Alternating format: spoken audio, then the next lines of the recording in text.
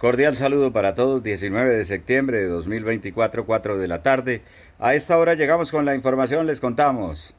En este desgobierno quieren hacer de todo para acabar con Colombia. El ministro de Hacienda no ahorra esfuerzos para cumplirle a su jefe. Escuchemos esto. Lanzó gravísimos señalamientos. Pero no sucede. Usted recuerda. Una de las revelaciones claves de Snyder Pinilla se concentró en explicar por qué, faltando menos de 20 días para terminar el año 2023, el Ministerio de Hacienda le entregó 700.000 millones de pesos a la Unidad de Gestión de Riesgo.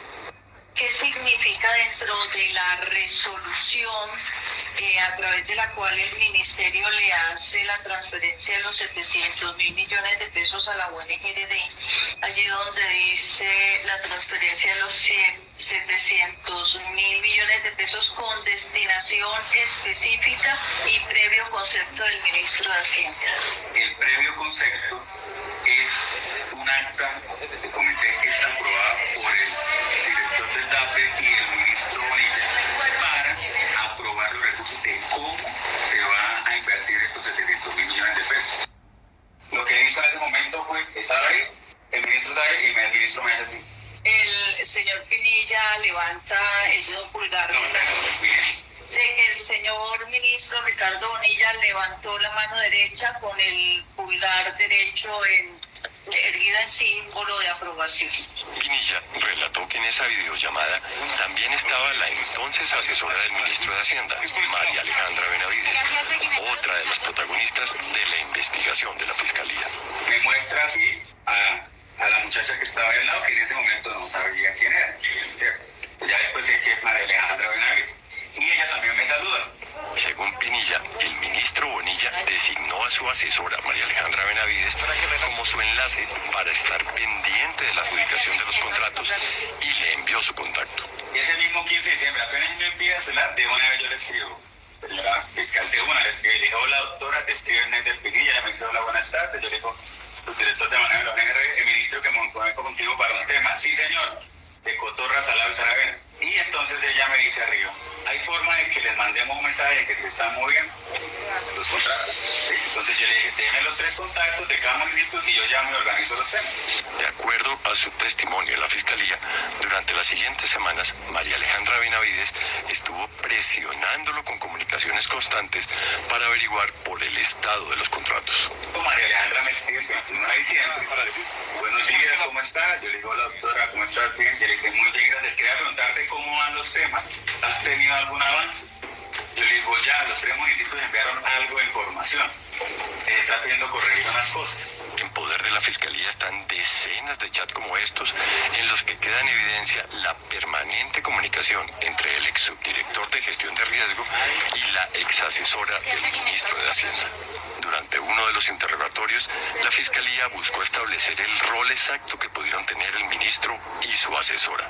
Esos municipios y esas personas a quien usted debía asignarle esos contratos fueron seleccionados por quién. Esos nombres me los dio María Alejandra Benavides. Doctora, con cada persona que ella me dio, yo con esa persona cuadraba el contrato, cuadraba la interventoría, cuadraba todo. Lo que quiero saber es si estas personas fueron seleccionadas por quién. María Alejandra Benavides se los dio a usted, pero ¿quién los contactó a ellos? ¿Usted sabe por qué llegaron a ser ellos las personas con quienes usted debía establecer el contacto? El ministro, claro. Bueno, y ese mismo ministro de Hacienda, del que nos preguntamos por qué todavía, señor Petro, él está como ministro en funciones. No entendemos. Con cientos y cientos de pruebas en contra de él. Testimonios, videos, audios, textos, de todo. ¿Qué pasa, señor Petro? Bueno, por un lado. Pero ese mismo ministro, de él mismo, tenemos que decir lo siguiente. El ministro de Hacienda hace el mayor esfuerzo para cumplirle a su jefe, para acabar con las aerolíneas en Colombia. Recuerden que al inicio del año 2023 acabaron con 2 aerolíneas en 30 días. Le subieron del 5% al 19% el IVA y tumbaron las dos aerolíneas de bajo costo. Y ahora adivinen cómo van a tumbar las otras que quedan. Escuchen esto. La Asociación de Transporte Aéreo Internacional, que es el gremio de las aerolíneas, están preocupadas por la reforma tributaria que hace trámite en el Congreso. ¿Por qué? Luis Carlos, el texto de la Ley de Financiamiento radicado en el Congreso contempla un incremento del impuesto al carbono. Este es un impuesto que aplica sobre el combustible de aviación.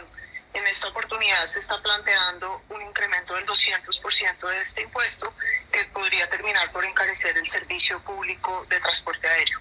Sí, pues es grave, es muy grave. ¿Y esto qué efecto puede tener en la industria? ¿Qué efecto puede tener en los tiquetes? ¿Puede golpear los precios? ¿Puede quebrar compañías?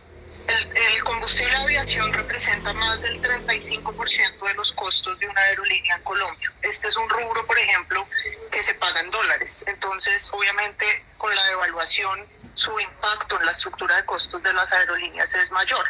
Por esta razón, hoy en día cualquier incremento tendiente a encarecer el precio en combustible de aviación puede afectar de manera importante el precio del servicio de transporte aéreo. Bueno, ahí tenemos entonces, señores. Dentro de muy poco o se quiebran las aerolíneas o triplican el valor de los tiquetes aéreos. Pero creo que de todas las maneras ellos son los que pierden, porque si triplican el valor de un tiquete aéreo, pues la gente no va a poder viajar, y si no viaja, igual van a perder. Entonces ellos les va a tocar, igual que las aerolíneas anteriores, salir del mercado. La Unión Europea se puso las pilas y le dio la estocada final al narcodictador venezolano, el camarada del señor Gustavo Petro Urrego, presidente de Colombia. ¿Y cómo pasó esto? Escuchemos. Que haya una liberación inmediata de los presos políticos en Venezuela, y pide también que los países integrantes de la Unión Europea soliciten ante la Corte Penal Internacional la inmediata detención de Nicolás Maduro por violaciones de derechos humanos. Así fue el momento exacto de la votación en el Parlamento Europeo hace algunos minutos, de la votación y de la aprobación de la resolución favorable a la democracia venezolana. Pasamos a la resolución en su conjunto. Votación nominal. Se abre la votación. Aprobada.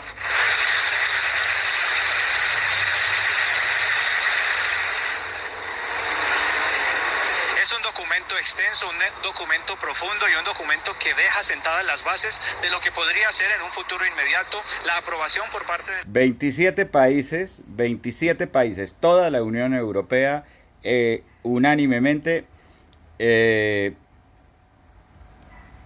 le concedieron el título de presidente electo de Venezuela al doctor Edmundo González Urrutia. Es decir, para la Unión Europea, ya en este momento, el presidente electo de todos los venezolanos se llama Edmundo González Urrutia. Lo reconocieron en la Unión Europea. Las cuotas políticas de la Unidad Nacional de Gestión de Riesgo en Colombia fueron, aquí les tenemos algunos nombres. Aliado para... Los directivos más cuestionados al interior de la unidad de gestión del riesgo eran cuotas de políticos. Así lo reveló Sneider Pinilla en su declaración ante la Fiscalía. Una senadora en ejercicio, un embajador activo y un funcionario de la presidencia hacen parte del rompecabezas que hoy está en manos de los investigadores. Este es uno de los capítulos menos conocidos y más importantes de esta historia. Señor director de la... Desde la posesión de Olmedo López como director de la Unidad para la Gestión del Riesgo, estuvo acompañado de Sneider Pinilla, quien hizo parte del equipo de empalme y se terminó convirtiendo en su principal aliado para la repartición de coimas, gracias al cargo que ocupó en la subdirección para el manejo de desastres. Esa plata Sneider se va a tener que usar para los temas del Congreso. En su colaboración ante las autoridades, Sneider Pinilla reveló los nombres de los políticos que habrían estado detrás de los nombramientos de fichas claves en la entidad. Tanto padrinos políticos como funcionarios y contratistas están hoy en la lupa de la justicia. El relato de Pinilla comenzó por reconstruir cómo fue el nombramiento del subdirector general de la entidad. El doctor Olmedo me dice, no es que te tenía para un cargo, pero... Bueno, señores, esto es para comentarlo y compartirlo. Recuerden que Unidos